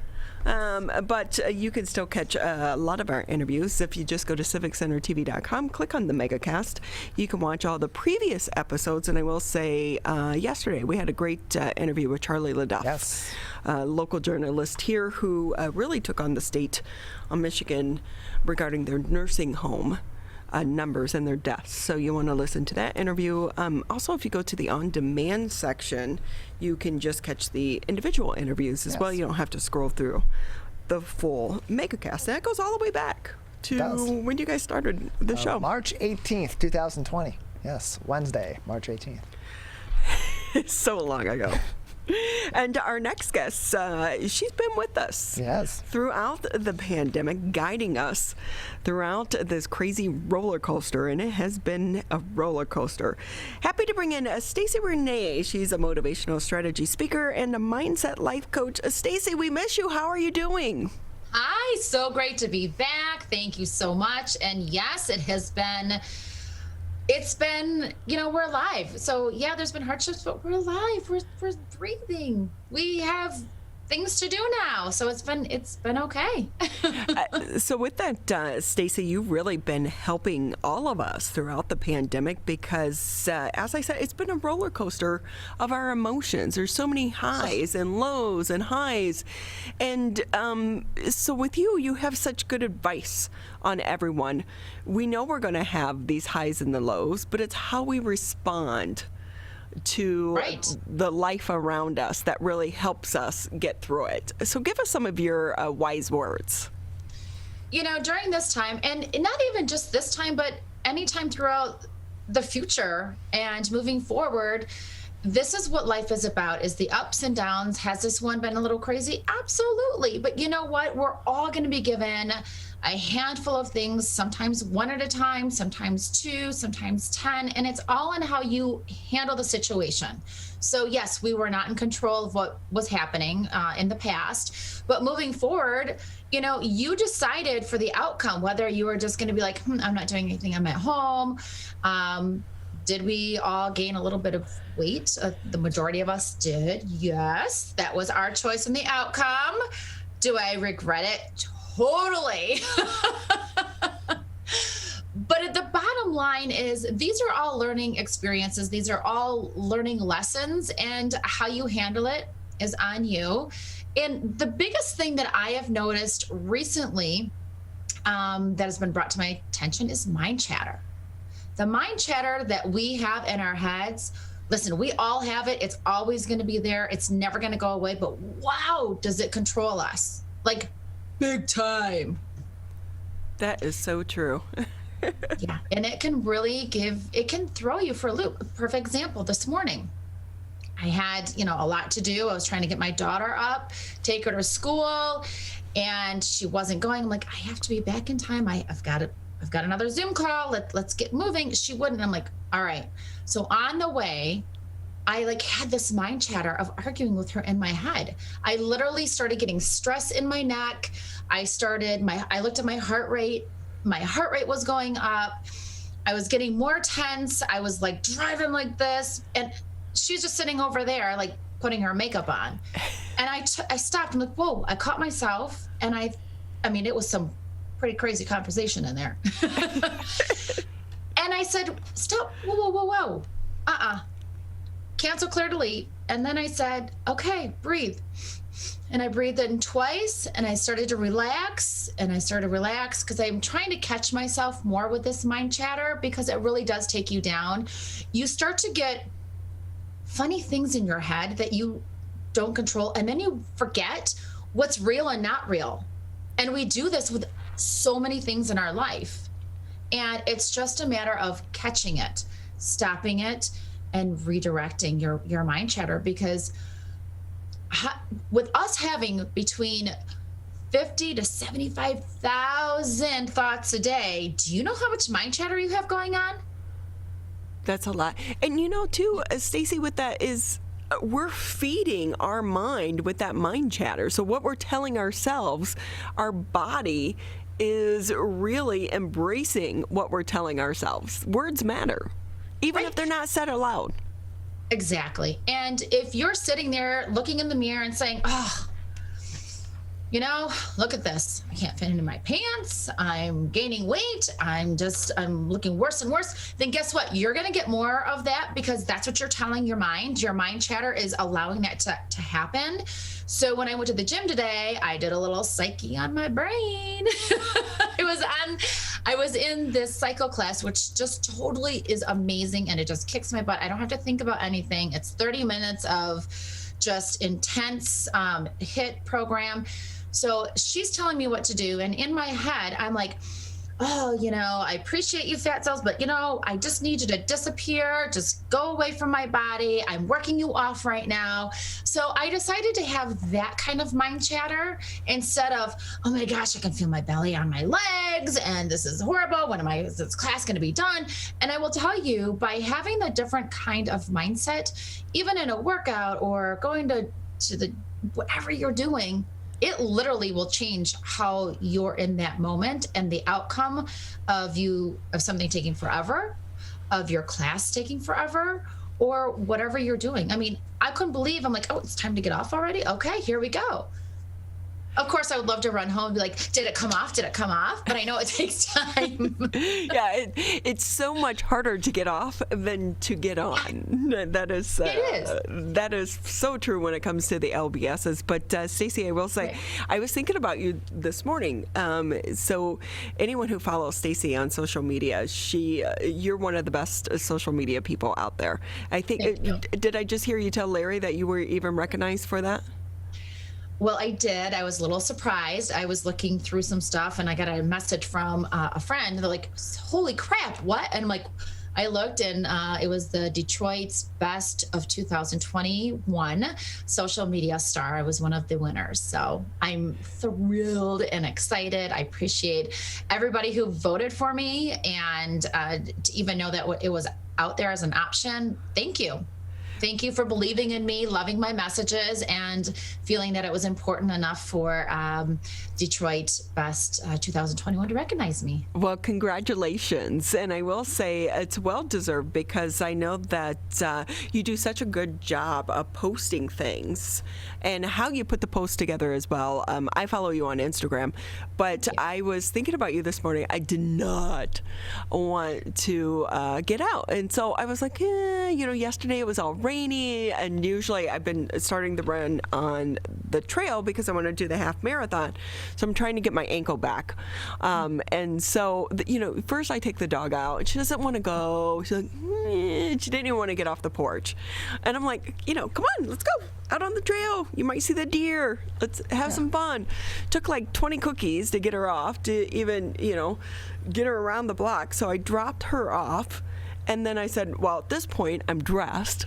Let me just go. And the views on the trail this morning, they were so amazing, because you can see the Pine Lake Country Club with the fog, and it was just beautiful for pictures and to see that. And I was like, see, I was thinking about you saying, get up and show up.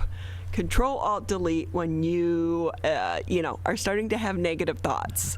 And the hardest part is getting up and getting out the door. And once you do that, then it feels great. And I was rewarded with beautiful images of Mother Nature on the trail. So it does work. It does work, but we just have to train ourselves and to recognize that when you're in that moment, to follow through on those thoughts as well.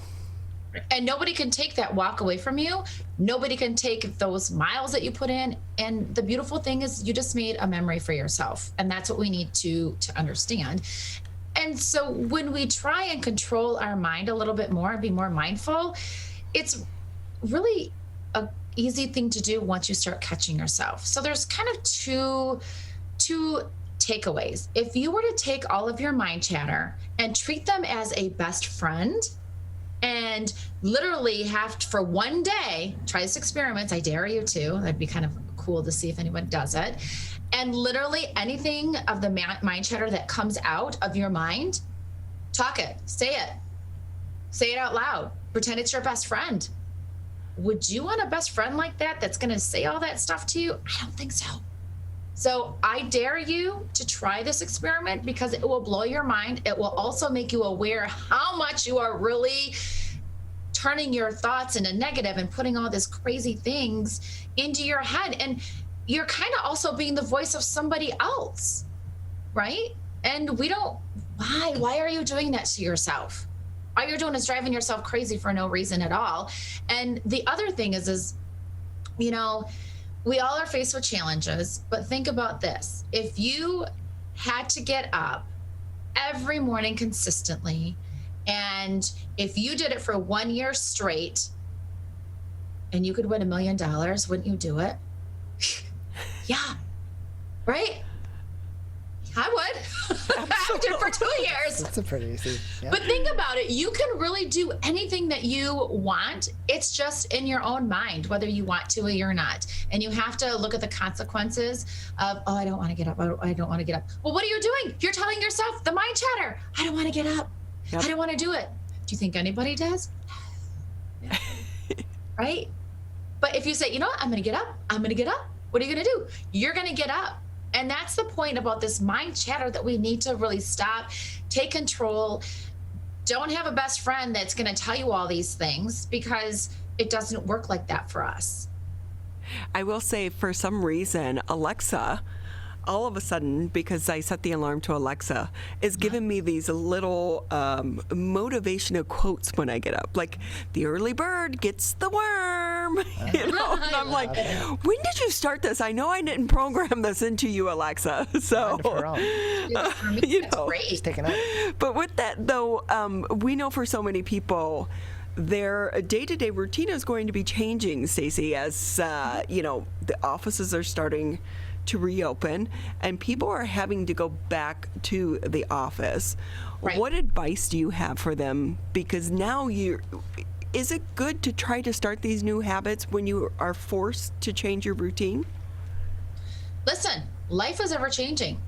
Nothing is ever going to be the same, and you're always going to have new things. I mean, seriously, life would be really boring if you didn't have some obstacles that came up because you wouldn't know how to get over them. So for those that are just going back to work, those routines who are starting different, and even with the summer with the children, you know, doing different things, make a timeline for yourself in the morning. How you start your morning really indicates how the rest of your day is going to go and your week. So if you can get up, get in a routine, you know, say you're going to be up by a certain time every day. Take a piece of paper, have it ready, have a notebook, write 3 things that you're grateful for. It helps stop the mind chatter that's going on in your head because, one, you're starting your day off with positivity. And sometimes we don't always want to be positive every morning. I mean, if you think that I wake up with being like, hey, it's sunshine and roses day, let me tell you, I got news. My mornings aren't like that every day, especially trying to get the kids up. But I choose to either be in a good or a bad mood because I have a choice. And my choice is to be in a good mood because it feels so much better. So yes, starting your day off right, starting a routine off right. If you start to get off of your waiver of then, you know, and go more towards the negativity, change it around. You don't have to wait. If you're on a new eating plan, man, I shouldn't have ate that. I just can't believe I ate that bag of something. Okay, you don't have to wait till tomorrow. Start right then. Drink more water. Do something. So with that well, Stacie, if I can ask you, because I'm thinking about so many of these parents and they're exhausted.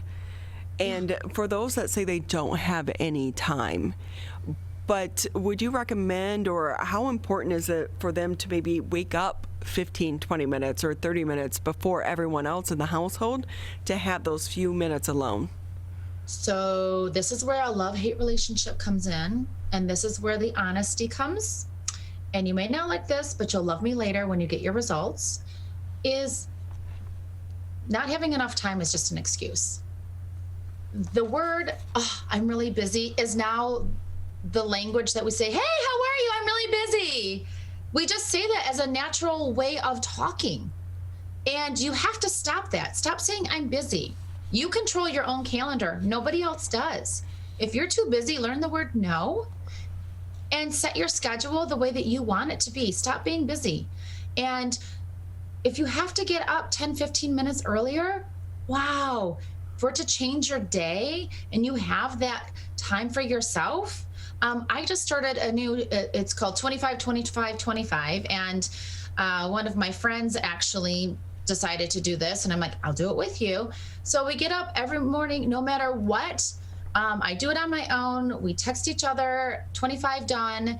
And it's just like 25 sit-ups, 25 hip thrusters, 25 clean and press, 25 push-ups, 25 over the head triceps. And you know what? No matter what, I've accomplished that. So I have that under my belt.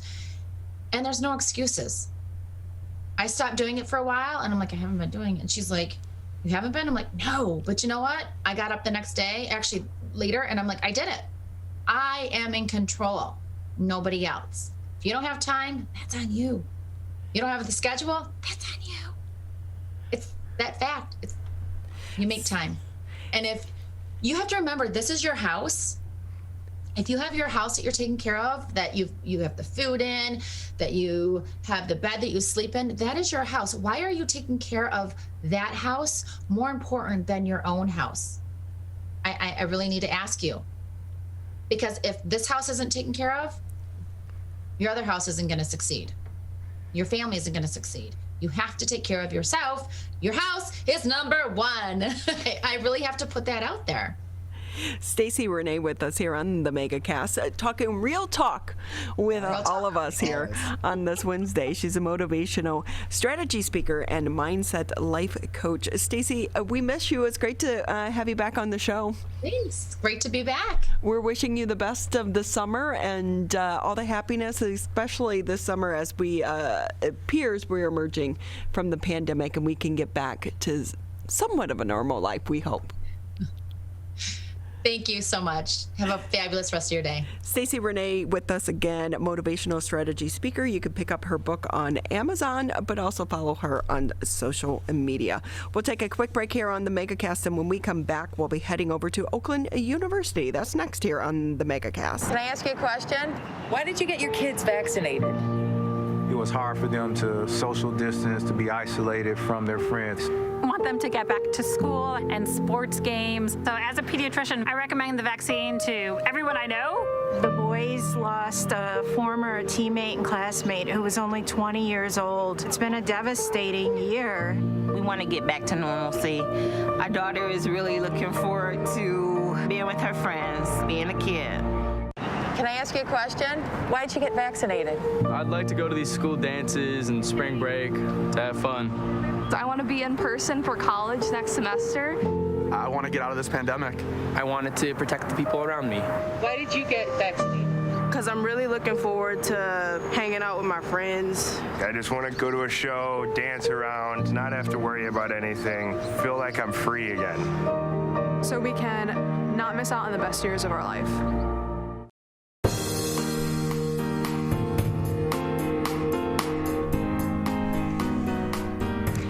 Appreciate you taking time out of your Wednesday to be with us here on the Megacast. I'm Ronnie Dahl alongside Mr. Tyler Keefe. You can catch us here Monday through Friday, 10 a.m. until noon live. Civic Center TV, Birmingham Area Municipal Access. You'll also find us on Channel 15 on Comcast, 99 on AT&T. You can listen to us as well on the radio, 89.3 Lakes FM, 88.1 FM The Biff. And if that is not available to you, well, you can also check us out on Facebook as we live stream today's edition of the show on our Facebook page. You know, it's summer. A lot of college kids are done for the semester, taking a well-deserved break. But before you know it, the next semester is going to be here because summers fly by. With that, how are things looking over at Oakland University? Kelly Fleming joining us now on the Megacast. She's the Senior Associate Director for Undergraduate Admissions over at the college. Great to have you with us, Kelly. How are you? I'm well. Thank you so much for having me. So, how is the fall semester looking coming up? Do you anticipate more kids are starting to, you know, as we emerge out of the pandemic, they want to get back to the campus and have that campus experience? Absolutely. We've been talking with a lot of students throughout this spring and starting into this summer about coming to campus for the fall semester. And we've heard a lot of excitement from students, and we're really excited to welcome them back and welcome some new students to campus too. So we're planning lots of welcome back activities for the fall. We're planning classes, schedules already set and ready for students to register. So it's looking good for fall. It's looking like students will be able to have a great experience and continue some of those in-person activities that they have been wanting to have. It really is, because when we're talking about college, a four-year college campus, for a lot of the students, not all of them, but let's just say a large majority of them, not so much about your studies really that first semester, that first year. It's about that college experience. And for so many of them, they miss that going virtual, but also for some students, they decided to take classes at the community colleges. So are you seeing more students transferring into the college, or at least, you know, trying to transfer some of those credits as well? Absolutely, yes. Over about 60% of OU students have brought in some kind of transfer credit. So we're been helping students transfer credit in for many, many years, and happy to do so. So yes, we saw lots of students attend the community college this past year so that they could stay close to home and get started on their studies. And we've been working with them this entire year to transfer those credits in. So the good news is lots of students have been talking to us previously, and we've helped them plan those transfer credits. And we're talking to some students that just didn't know they were going to transfer this year or next year, and they're reaching out to us now, and we're able to help them transfer those credits into the university, and we're able to help them get registered for next fall. And the great thing is that registration is open for our current or for our incoming students. So if they want to look at what life could be like next fall, we can absolutely help them do that right now, even though they're just finishing up, like you said, getting ready for that well-deserved break. They could have next fall all ready to go, so they don't have to worry about that come the end of summer. Because there are still some high school students that are graduating this week or last week or coming up. For some of them, they may still not know what they want to do come the fall semester, because they were kind of waiting to see how this pandemic was going to shake out. Because if I'm going to, the University of Michigan or Michigan State, and I'm spending all this money and I can't have the experience, then maybe I do want to stay closer. Or maybe you have a family member that you're concerned about, so you want to be closer to them. And what percentage of your students do you anticipate, or do you think typically are out of state students, or like local students as well? Yeah, a majority of Oakland students are from the Tri-County area, followed by some outer areas of the state of Michigan, and then out-of-state students. And we see students choose Oakland so that they can be in close proximity to their home, even if they're living on campus. They want to be able, like you said, to get home to a family member. They want to be able to work and commute to campus. And so Oakland does offer that opportunity to them. Since they want to be able to take their laundry home to mom.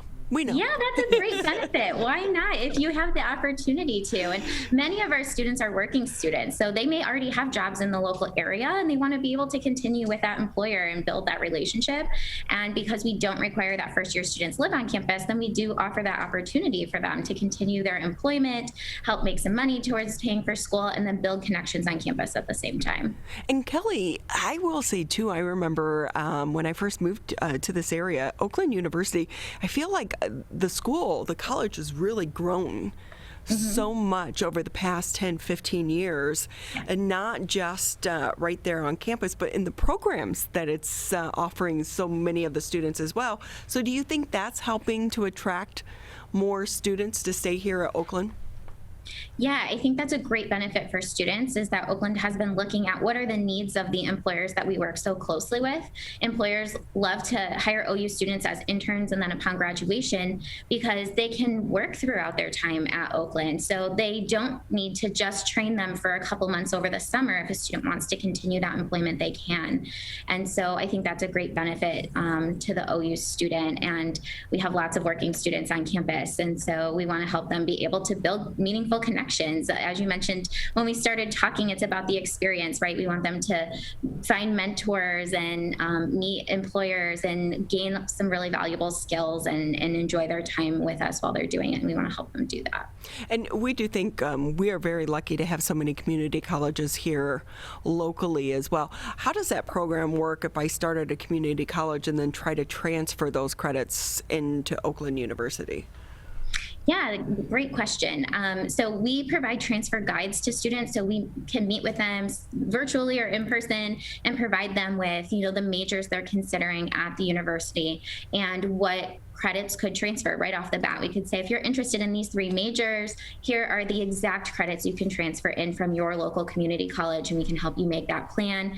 We can help them time out when they should be applying so they can make that smooth transfer. So we work with students for as close as they might call us right now, and we might get plans ready for next fall. We're also working with those students who are maybe planning for 1 and 2 years out. They might just be starting at the community college. They might, as you mentioned earlier, just be thinking about starting at the community college, and we can have that conversation about which credits transfer to their program. Oakland no longer limits any transfer credit, so as many credits as students can take towards their program, they can do that. And we also have many articulation agreements we've signed with our partners at the community colleges in Michigan. So there are additional ways for students to transfer credit in. And so we provide that on the web. We'll do that in a meeting with them. And even if students are undecided on program, you mentioned there's over 120 programs that students can choose from. If they are undecided, we can talk about some good strategies to make sure what they're doing counts and keeps them on track to graduation. So they don't need to lose any time and money in that transfer process. I think we hear a lot of scary stories about that happening, but the universities and community colleges, especially Oakland and our partners, have worked really closely over the last few years to really mitigate that and make it as easy for students as possible, as efficient for them as possible, because we want them to be able to count these credits. It's hard-earned work that they've done, and we want them to, get to their final destination as quickly as we can get them there. Kelly Fleming with us here on the Megacast. She's the Senior Associate Director for the undergraduate admissions over at Oakland University. And Kelly, it's so refreshing to hear you say that as someone who, I was lucky enough, I went to College of Charleston, but we had a community college that you could pay C of C tuition, but take the classes at the community college. But it'd be frustrating because sometimes your English 102 wouldn't transfer, but the 101 would. And you're like, look, I'm wasting this time, and that's what you don't want to do. So I will say to everyone, because do you anticipate you're going to have more transfer students over the next year or two because of so many of these programs that the state of Michigan has started throughout the COVID pandemic? Yeah, absolutely. The state of Michigan has the Futures for Frontliners program, and Oakland has instituted a Frontline Workers Scholarship. So we're definitely in support of students starting at the community college and transferring in. And to your point, we don't want students to feel like they need to guess and assume that credits will or will not transfer. We are happy to meet with them early in their plans and continue to meet as things change, right? if plan A doesn't work, we'll move to plan B. And so as students start at the community college and maybe change programs and things like that, they are welcome to stay in contact with us so we can kind of help navigate that with them. And students shouldn't feel alone in this process. There's a lot of people in the state that are really working to make sure students are able to obtain degrees, and Oakland is in full support of that. And we want to be the best resource for students that we can be. That's great to hear, because as you're planning your career, even if you're not sure if you're going to go ahead for that 4-year degree, at least be looking at that schedule and which classes transfer and which ones don't. Kelly Fleming with us here on the Megacast from Oakland University. And with that, Kelly, I know that you mentioned that admission is still open, so it's not too late for students to pull the plug and come to OU. No, not too late at all. We're still accepting applications for fall if they have not started, and registration is open, so we can move them through the process pretty quickly. We have events happening virtually throughout the summer as well, so if they want to stop in one day, learn about it, apply and be admitted, we have those programs available. And yes, we're working with students throughout that process. So there's lots of opportunity for students who are still wondering, and perhaps, like you mentioned, students are starting and a little unsure. If they have an idea, we can run with that and kind of help them determine what programs might be good fits for them, and kind of at least help get them thinking about what might be right for them. Is it too late to get financial aid, though? No, not at all. So even if students haven't quite finished their FAFSA or sent it to Oakland, we can also help them with that process. We do want to help students get that done as quickly as possible. That's a really important piece of the puzzle. But we do have scholarships and grants available for students in addition to the federal financial aid. So we can absolutely help students with that process still. What's the application process like? Well, Oakland does not have any fees at the institution. So when we're talking about affordability, once students are enrolled at Oakland, there are no fees. So there are no application fees as well. So it's an online application students can fill out. We require their previous college transcripts, and we will look at their previous GPA and their trend in credits to admit them to the university. So it can be a pretty quick process if they can get those documents to us. So just a couple of weeks, and we prioritize the next semester. So if students are even looking to come for the second half of summer, we can still do that too. So yeah, they can absolutely connect with us. We just require a few documents, and then we can kind of help them with the scholarship process. We're offering fall scholarships all the way up until the priority deadline of August 1st. So with that, Kelly, too, how much of the fall semester do you anticipate is going to be in person? As many as we can. So I would say we're almost near our typical on-campus capacity, not quite, but much more than we would have had over the last year. So I think we're looking close to probably 80% of our courses being back to our usual schedule. So still working hard to maintain any safety guidelines that we can. So with that, I know there's been conversations about students having to be vaccinated. Oakland University, is that just the students that are on campus or all students? That's a great question. At this time, we are only requiring students who are living in campus housing to be vaccinated. So that's an important distinction, and an important distinction for students who are going to school over the next couple of months. Each school is going to have different requirements, so it's important. Just as you would ask about other admissions criteria or housing requirements, it's an important distinction that not everyone will be the same. It's such a crazy time, though, that we're even talking about some of this stuff, but you don't know, and it may be completely different come the fall time as well. I mean, look at us. That 3 months ago, we were in the middle of a crazy surge here in the state of Michigan, and now it looks like we are hopefully going to be back to somewhat normal come this summer. So you never know what the fall looks like. And so many students are going to be excited to be back in person. It's going to be a fun fall. So with that, Kelly Fleming with us again, Senior Associate Director over at the Undergraduate Admissions Office for Oakland University. Kelly, we always appreciate your time and the time of all your team members as well. And we wish you the best of the summer, but also happy fall as well. Thank you so much. Wishing you a great summer as well, and congrats to all the recent graduates, as you mentioned, from the community colleges and high schools. We're excited for them. Hey, Kelly, next time we want to like a pop-in, Grizzly the Bear. Can you make that happen? Like where he just runs across the screen behind you or something? Yeah, next time we'll be on campus and we'll make sure to invite Grizz. I think that's a great idea. Right, because you guys have one of the best mascots. It's a great mascot, it is. He's super fun, and he pops around on campus too and surprises students from time to time, usually on Fridays. So if you're ever on campus, keep your eye out for him.